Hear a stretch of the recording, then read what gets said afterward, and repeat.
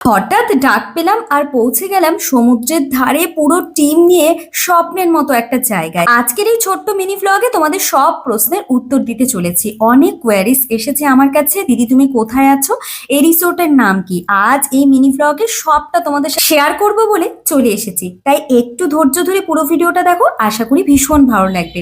এটা কোনো সাধারণ রিসোর্ট না, এটা মন্দারমণি আইলাইট রিসোর্ট, যেখানে আছে সুন্দর রুম, শান্ত পরিবেশ আর সমুদ্রের ঢেউয়ে মন ছুঁয়ে যাওয়া শব্দ। সকালে সূর্যোদয় এবং রাতে সমুদ্রের হাওয়া, সবটাই যেন এক অন্যরকম অনুভূতি। ফ্যামিলি, বন্ধু কিংবা প্রিয়জনের সঙ্গে একটু শান্তি আর আনন্দের মুহূর্ত কাটাতে এই জায়গাটা একদম পারফেক্ট। তাই মন্দারমণি আসলে অবশ্যই এই রিসোর্টটা তোমরা একবার ট্রাই করতেই পারো। এবারে তোমাদেরকে বলি আমাদের রুম, আর এই রুম থেকে কিন্তু এমন সুন্দর সমুদ্র দেখা যায় একেবারে বেডে বসে।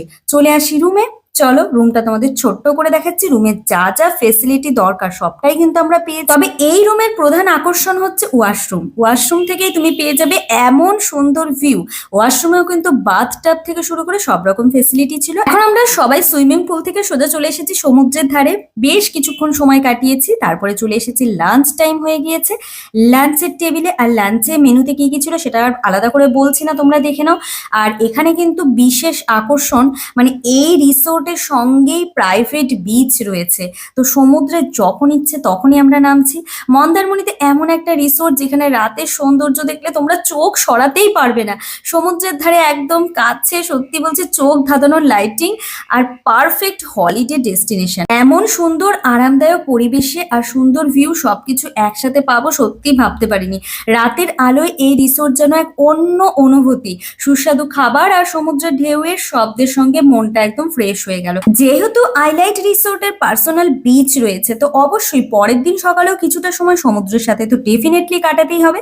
অনেকটা সময় কাটালাম, দুর্দান্ত কিছু মুহূর্ত ঝুলিতে সংগ্রহ করলাম। এখন সময় হয়ে গিয়েছে অ্যাড্রেসটা শেয়ার করার। যদিও বা আমরা গুগলে আইলাইটস রিসোর্ট লিখলেই সবটা পেয়ে যাবো, কন্ট্যাক্ট নাম্বার থেকে শুরু করে সব। তবু আমি ছোট্ট করে এই ভিডিওতে তোমাদের সাথে অ্যাড্রেসটা শেয়ার করছি।